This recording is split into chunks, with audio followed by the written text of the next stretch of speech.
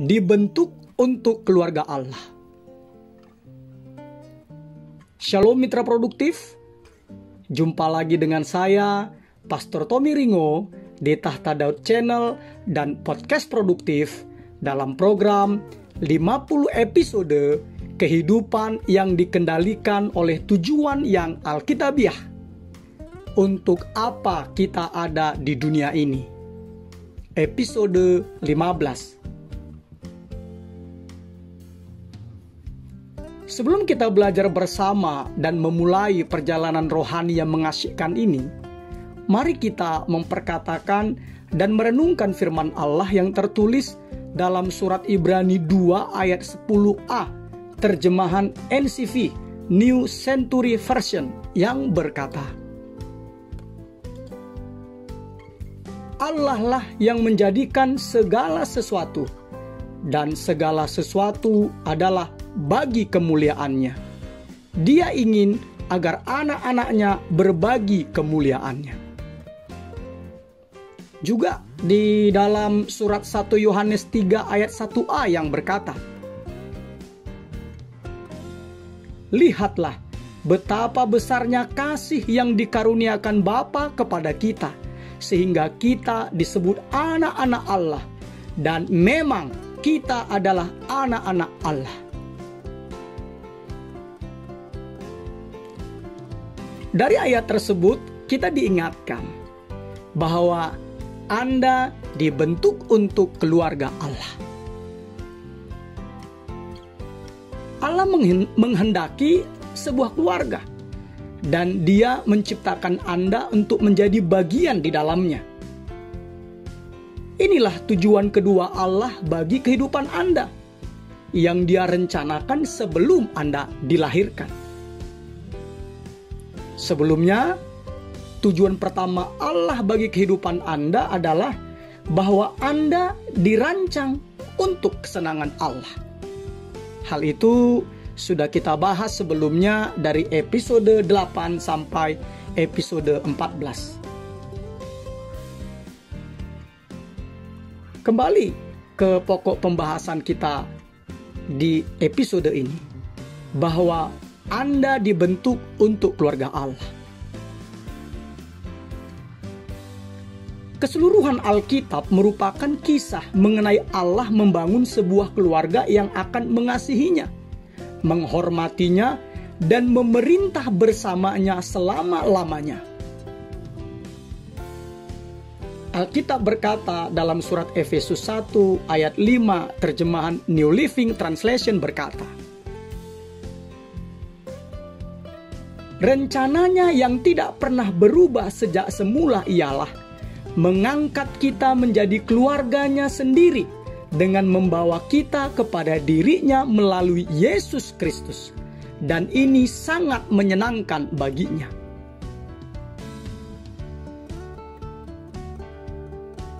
Karena Allah adalah kasih, Ia menghargai hubungan. Sifatnya sendiri berkaitan dengan hubungan. Dan Allah memperkenalkan dirinya dengan menggunakan istilah keluarga. Apa itu? Bapa, anak. Mitra produktif, Allah tidak membutuhkan keluarga.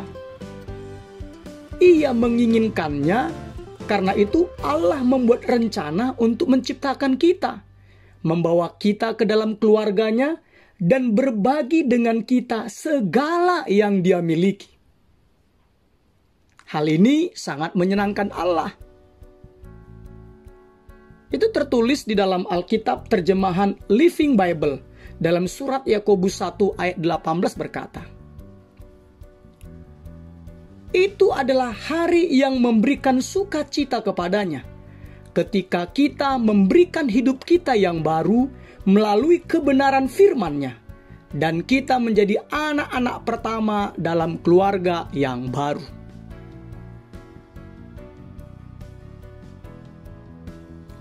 Ketika kita menempatkan iman kita dalam Kristus Yesus, maka Allah menjadi Bapa kita dan kita menjadi anak-anaknya. orang-orang percaya lainnya menjadi saudara-saudara kita. Dan gereja menjadi keluarga rohani kita.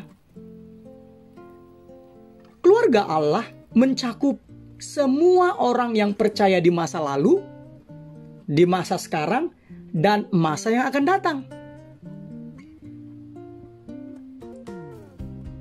Memang semua manusia diciptakan oleh Allah. Tetapi tidak semua orang merupakan anak Allah. Satu-satunya cara, satu-satunya jalan untuk menjadi keluarga Allah adalah dengan dilahirkan kembali ke dalamnya.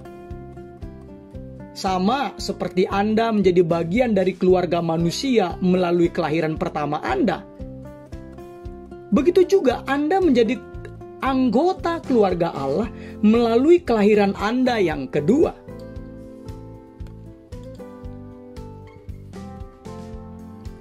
Allah telah memberi kita kesempatan untuk dilahirkan kembali, sehingga sekarang kita menjadi anggota keluarga Allah.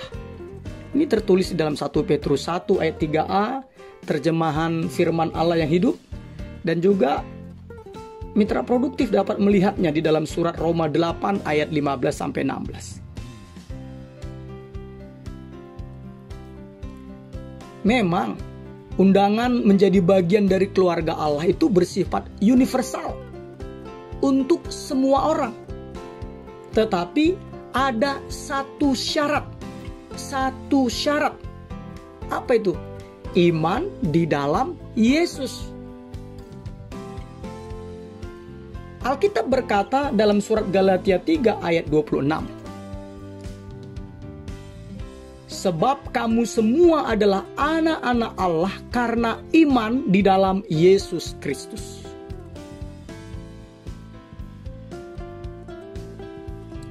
Mitra produktif,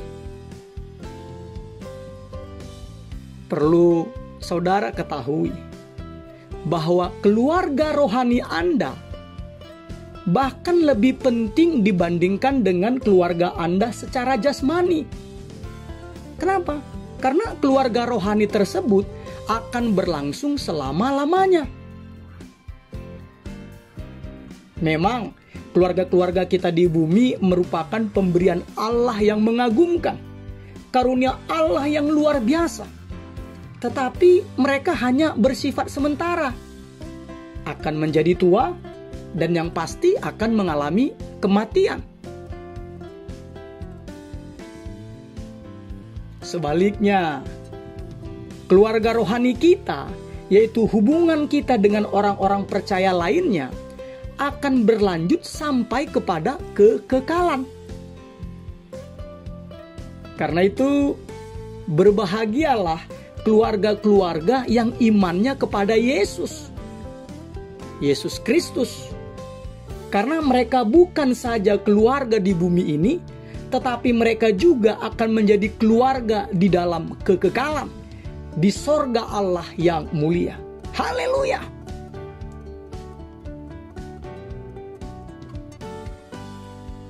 Ketika Paulus mengingat tujuan kekal Allah bagi kita semua, ia memuji Allah dan berkata dalam surat Efesus 3 ayat 14-15 terjemahan firman Allah yang hidup. Bila mana saya merenungkan kebijaksanaan dan kebesaran rencananya, saya bersujud dan berdoa kepada Bapa yang mengepalai keluarga Allah yang besar itu. Sebagian anggotanya sudah berada di surga, dan sebagian lain masih di dunia ini.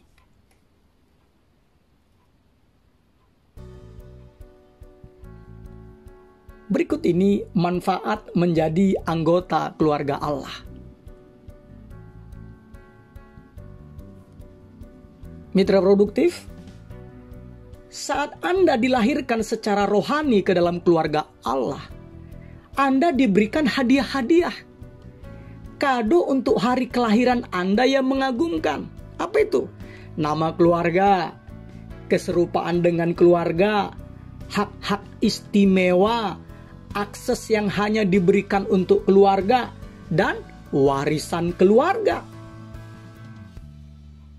Ini saudara bisa membacanya di dalam 1 Yohanes 3 ayat 1, Roma 8 ayat 9, Galatia 4 ayat 6-7, Roma 5 ayat 2, 1 Korintus 3 ayat 23, Efesus 3 ayat 12, 1 Petrus 1 ayat 3-5, Roma 8 ayat 17. Makanya Alkitab terjemahan firman Allah yang hidup dalam surat Galatia 4:7b berkata, karena kita adalah anaknya, segala miliknya adalah milik kita, sebab demikianlah rencana Allah. Amin.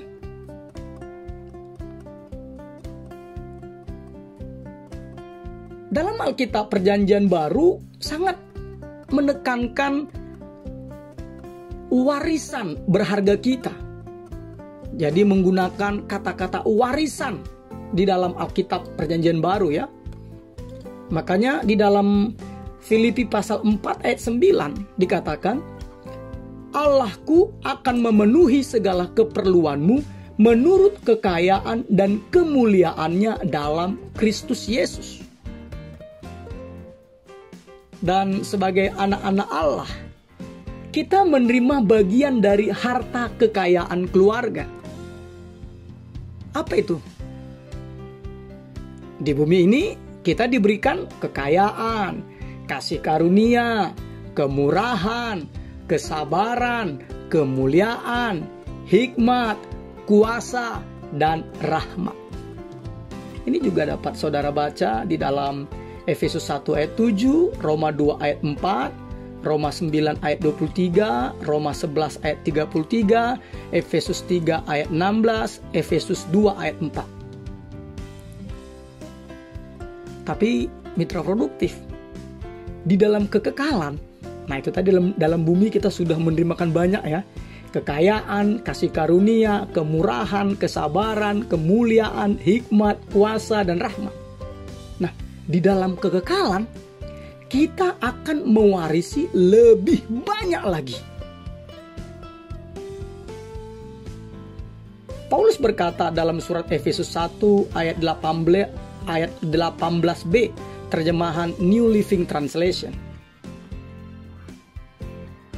Aku ingin kamu mengetahui betapa kaya dan mulia warisan yang Ia berikan kepada umatnya.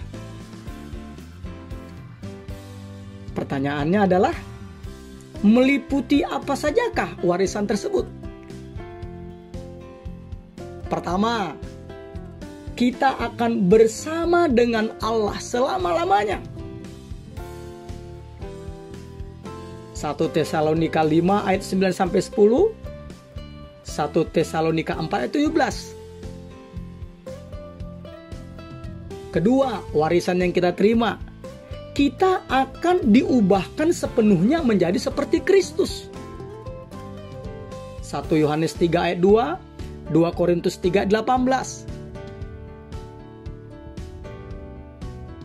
Warisan yang ketiga yang kita terima apa? Kita akan dimerdekakan dari segala penderitaan, kesakitan, dan kematian. Wahyu 21 ayat 4. Warisan yang keempat yang kita terima adalah apa? Kita akan diberi upah dan ditugaskan kembali dalam pelayanan. Markus 9 ayat 41, Markus 10 ayat 29-30, 1 Korintus 3 ayat 8, Ibrani 10 ayat 35.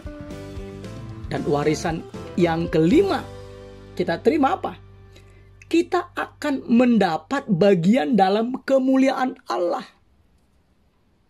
Itu tertulis dalam Roma 8 ayat 17, Kolose 3 ayat 4, 2 Tesalonika 2 ayat 14, 2 Timotius 2 ayat 12. Warisan itu semuanya saudaraku itu luar biasa banget. Anda jauh lebih kaya daripada yang Anda sadari. Jadi bukan di sorga nanti bukan pesta seks ya di sorga dengan 72 bidadari, bukan. seperti yang ditawarkan oleh agama yang lain itu. Bukan. Karena di sorga Alkitab katakan tidak ada kawin mengawinkan. Jadi bukan pesta seks di sorga dengan 27 bidadari seperti yang ditawarkan oleh agama yang lain itu.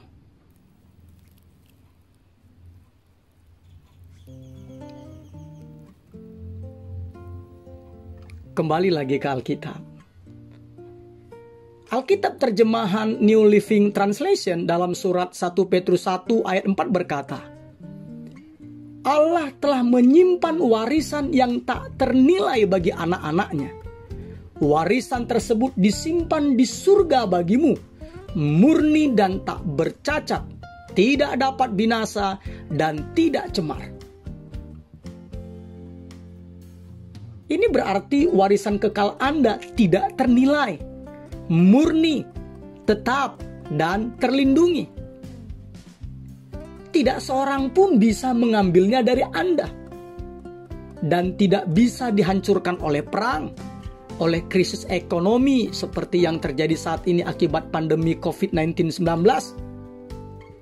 dan juga bukan oleh karena bencana alam. Jadi tidak bisa dihancurkan. Warisan kekal ini bukan pensiun di hari tua ya, yang seharusnya Anda kejar, harapkan dan nantikan. Makanya mulai hari ini mitra produktif, Anda harus mengerjakan apapun dengan konsep Allah yang tertulis di dalam Alkitab dalam surat Kolose 3 ayat 23 sampai 24. Apapun juga yang kamu perbuat, perbuatlah dengan segenap hati seperti untuk Tuhan dan bukan untuk manusia. Kamu tahu bahwa dari Tuhanlah kamu akan menerima bagian yang ditentukan bagimu sebagai upah. Ingatlah mitra produktif, menikmati masa pensiun di hari tua adalah sasaran jangka pendek. Anda seharusnya hidup dalam terang kekekalan.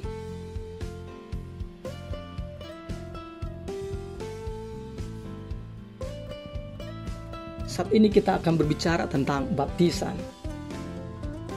Baptisan adalah inisiasi dan proklamasi Anda menjadi keluarga Allah. Keluarga-keluarga yang sehat memiliki kebanggaan keluarga.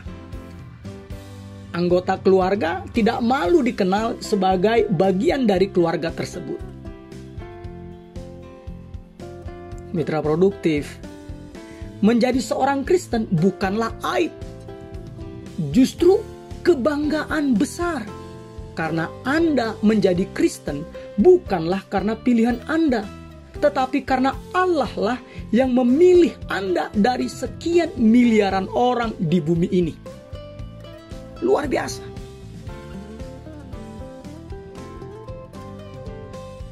Kebanggaan besar menjadi seorang Kristen.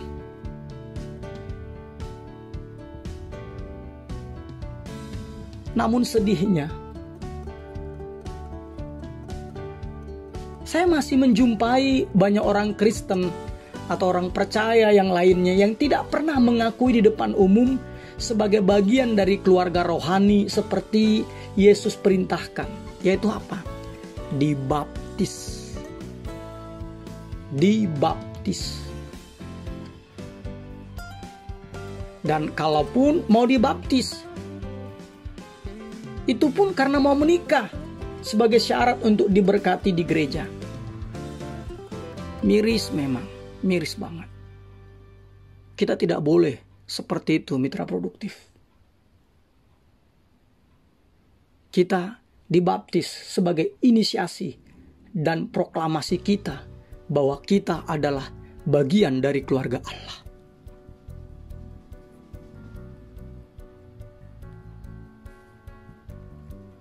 Baptisan bukanlah suatu upacara atau ritual pilihan yang bisa ditunda. Tidak bisa. Dia bukan pilihan yang bisa ditunda. Baptisan mempunyai makna masuknya Anda dalam keluarga Allah. Baptisan mengumumkan secara terbuka kepada dunia, saya tidak malu menjadi bagian dari keluarga Allah. Saya bangga banget. Pertanyaannya, sudahkah Anda dibaptis? Yesus memerintahkan tindakan yang indah ini bagi semua orang di dalam keluarganya. Dia memerintahkan kita di dalam Matius 28 ayat 19, pergilah, jadikanlah semua bangsa muridku dan baptislah mereka dalam nama Bapa dan Anak dan Roh Kudus.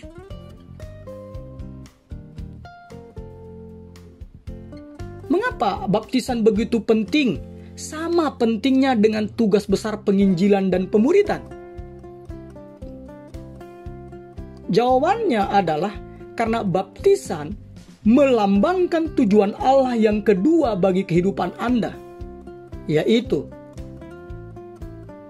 Anda menjadi bagian dalam persekutuan keluarga Allah yang kekal.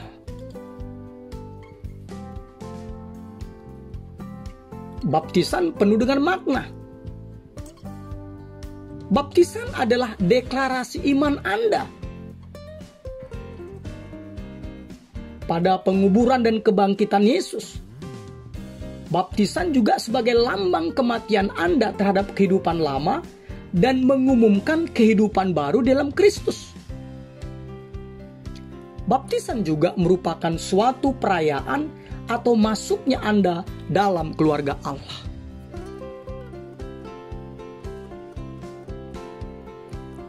Baptisan tidak menjadikan Anda anggota keluarga Allah. Hanya iman di dalam Kristus Yesuslah yang mengerjakan hal itu. Saya ulang lagi ya. Baptisan tidak menjadikan Anda anggota keluarga Allah. Hanya iman di dalam Kristus Yesuslah yang mengerjakan hal itu. Baptisan menunjukkan bahwa Anda adalah bagian dari keluarga Allah.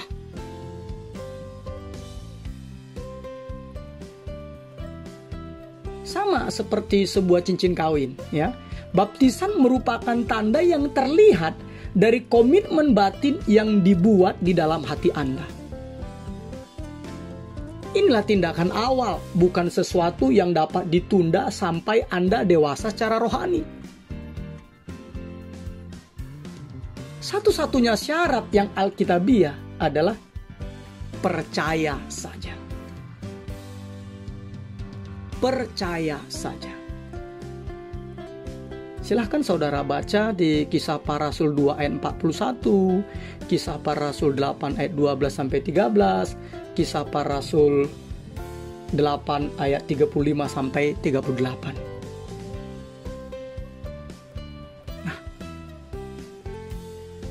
Kalau kita baca di dalam Perjanjian Baru, orang-orang dibaptis.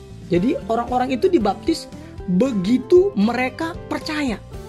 Jadi begitu orang-orang itu percaya, langsung dibaptis. Makanya pada hari Pentakosta, 3 orang dibaptis pada hari yang sama dengan hari mereka menerima Kristus. Jadi tidak ditunda-tunda. Di tempat lain, seorang pembesar Ethiopia dibaptis di tempat di mana dia bertobat. Begitu juga dengan Paulus dan Silas, membaptis penjaga penjara dan keluarganya pada tengah malam. Jadi tidak ditunda sampai besok.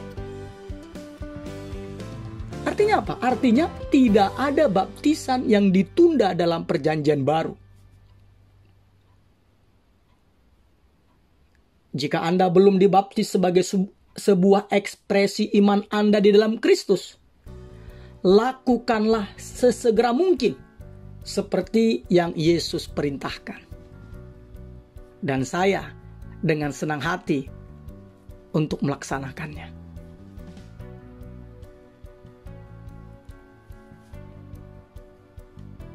Berikutnya adalah hak istimewa yang terbesar dalam hidup.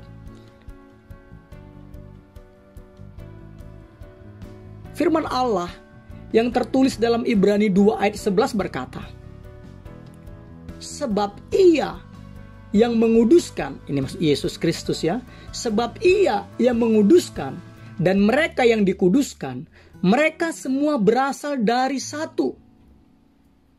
Itulah sebabnya Ia, yaitu Yesus Kristus, tidak malu menyebut mereka saudara. Biarkan kebenaran yang luar biasa ini memerdekakan Anda dan menetap dalam hati Anda sepenuhnya. Karena Yesus telah menguduskan dan kita telah dikuduskan. Dan kita akhirnya berasal dari satu, yaitu berasal dari Allah. Oleh karena itu Yesus tidak malu menyebut kita sebagai saudaranya. Haleluya. Karena itu mitra produktif, Anda adalah bagian dari keluarga Allah. Dan karena Yesus menjadikan Anda kudus, saya ulang lagi ya, Anda adalah bagian dari keluarga Allah. Dan ketika Yesus menjadikan Anda kudus, Allah bangga dengan Anda. Bangga dengan Anda. Kata-kata Yesus tidak mungkin keliru ketika Ia berkata sambil menunjuk ke arah murid-muridnya. Dalam Injil Matius 12 ayat 49 sampai 50. Yesus berkata demikian.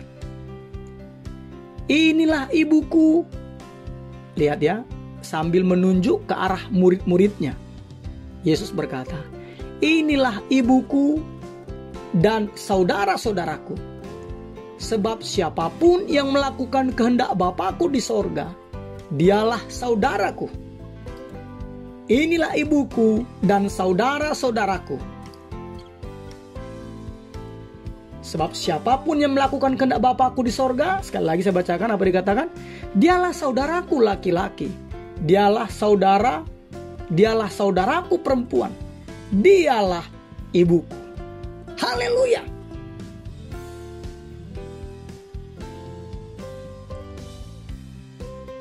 Masuk dalam keluarga Allah itu merupakan kehormatan tertinggi dan hak istimewa terbesar yang bisa Anda terima. Ya, masuk dalam keluarga Allah merupakan kehormatan tertinggi dan hak istimewa terbesar yang bisa Anda terima. Tidak ada hal lain yang dapat menandinginya. Tidak ada yang sebanding dengan itu. Karena itu, kapanpun Anda jika merasa tidak berarti, tidak dikasihi, atau tidak aman, ingatlah Anda ini milik siapa. Sekali lagi mitra produktif, masuk ke dalam keluarga Allah merupakan kehormatan tertinggi dan hak istimewa terbesar yang bisa Anda terima. Haleluya.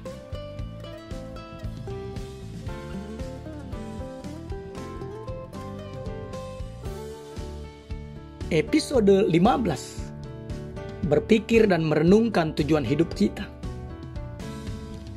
Nilai-nilai atau prinsip-prinsip yang harus kita pikirkan dan direnungkan. Saya dibentuk untuk keluarga Allah. Ayat untuk diingat. Efesus 1 ayat 15 berkata, dalam kasih, Ia telah menentukan kita dari semula oleh Yesus Kristus untuk menjadi anak-anaknya sesuai dengan kerelaan kehendak-Nya. Pertanyaan untuk dipikirkan dan didiskusikan. Bagaimanakah saya bisa mulai memperlakukan orang-orang percaya lainnya sebagai anggota-anggota keluargaku sendiri? Immanuel, Allah menyertai kita mitra produktif. Amin.